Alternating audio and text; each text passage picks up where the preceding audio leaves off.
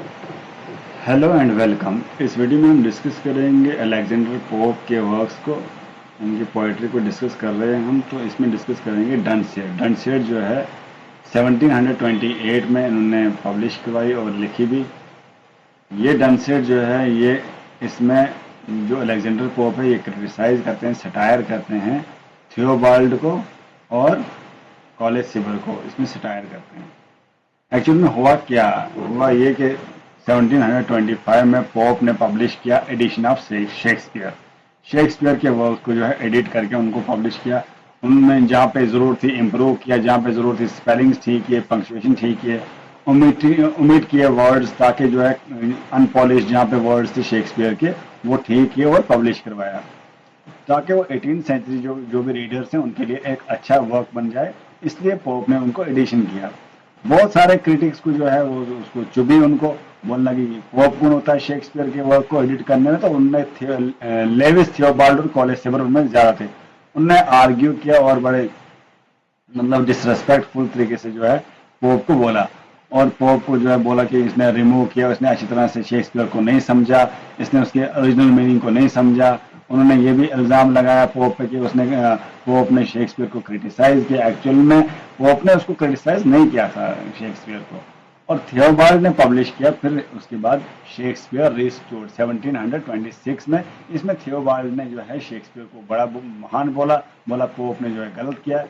Pope ने जो mistakes की उसको पॉइंट आउट किया उसने, ठीक है, विच एम्ब्रेस्ड, जिससे पोप को बड़ा गुस्सा आया। भाई ऐसा है कि मैंने जो है शेक्सपियर के बारे में गलत नहीं बोला, मैंने सिर्फ एडिशन किया, एडिटिंग की। तो पोप को जब गुस्सा आया, पोप ने क्या लिखा, उसने थियोबाल्ड पे ही अटैक कर दिया और उसको बोला किंग ऑफ डोनसिस।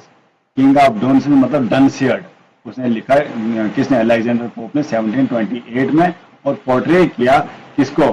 थियोबाल्ड को बोला, लेविस थियोबाल्ड को बोला तुम क्या हो, तुम स्टूपिड के जितने भी स्टूपिडिटी के जो है हेड हो, तुम ही किंग ऑफ स्टूपिडिटी हो।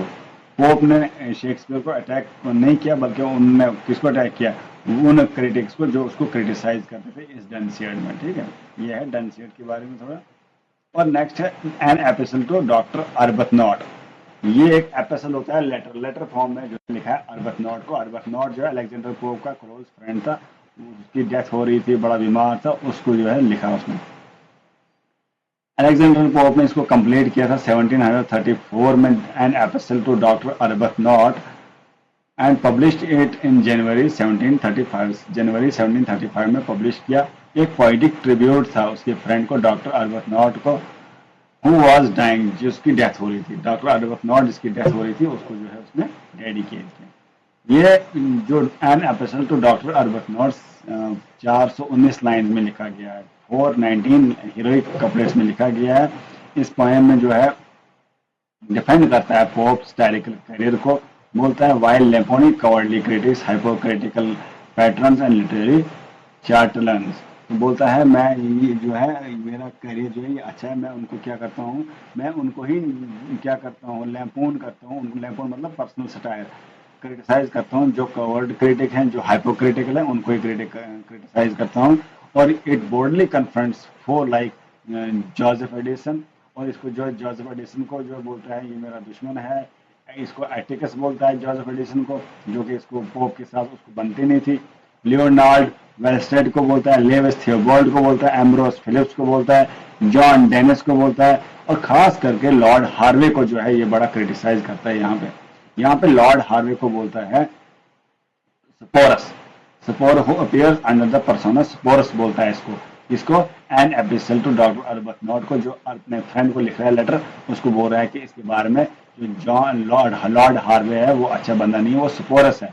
तो अर्बथनॉट उसको जो है एक्चुअल में पोप को बोलता है कि यार इतना बड़े लोगों से पंगा मत ले, इनके बड़े बड़े कनेक्शंस हैं, ये आपको नुकसान पहुंचाएंगे, they'll impart harm to you, don't just criticize them, they have the big connections with the kings, with the upper class people. And Pope here writes with bravely, he says that he is not afraid of anyone, he says what he feels, he says what he imagines and he wants to say. Sporus को बोलता है Hervey को, Sporus as depicted in vain effeminate courtier whose moral and sexual duplicity incited one of Pope's most vicious satirical attacks. इसमें उसको attack करता है. Pope's inclusion of the famous line यहाँ पे बोलता है who breaks a butterfly upon a wheel. ये बहुत इंपॉर्टेंट लाइन है, ये याद रखनी है. इसी में लिखा है an episode to doctor Arbuthnot जो 1734 में पब्लिश हुई थी. इसमें इसने लिखा है who breaks a butterfly upon a wheel. Camp, as Arbuthnot himself cautioned against attacking such a petty target, but Pope delivers the slaughtered butterfly portrait with relish. Next जो इन्होंने पोएम लिखी है वो लिखी है An Essay on Man. An Essay on Man जो है ये लिखा अलेक्जेंडर पोप ने 1732 में और 1734 के बीच में जो है ये पोएम लिखी. ये पब्लिश हुई एनोनिमस. एनोनिमस मतलब लेटर्स फॉर्म में पब्लिश हुई और इसका नाम तो नहीं था इस पे लिखा हुआ कि किसने पब्लिश की. ये जो है एपिसल्स फॉर्म में पब्लिश हुई. फर्स्ट एपिसल इसका 1733 में पब्लिश हुआ और सेकंड और थर्ड एपिसल 1733 में और फोर्थ एपिसल 1734 में जो है पब्लिश हुआ. ये पार्ट है larger philosophical project pop plan with his friend. उसने अपने फ्रेंड के साथ जो प्लान किया था वो उस प्रोजेक्ट का ये पार्ट था. The politician and philosopher lord Bolingbroke जो उसने अपने दोस्त के साथ जो है लिखा था. ठीक है.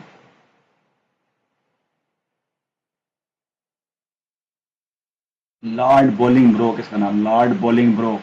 लॉर्ड बोलिंगब्रोक जो है पोप का फ्रेंड था. इसके साथ ही इसने लिखा एन एशिया मैन. इसके साथ जो है मिलकर इन्होंने लिखा. ये एपिसल्स में लिखा गया है. कितने एपिसल्स में है? 4 एपिसल्स में है. फर्स्ट एपिसल जो है पब्लिश हुआ था 1733 में 1733 में और सेकंड और थर्ड एपिसल भी 1733 में पब्लिश हुआ बाद में और फोर्थ एपिसल 1734 में. 4 एपिसल का है ये An Essay on Man. Pope aim to vindicate the ways of God to man. इसका मकसद जो है vindicate the ways of God to man.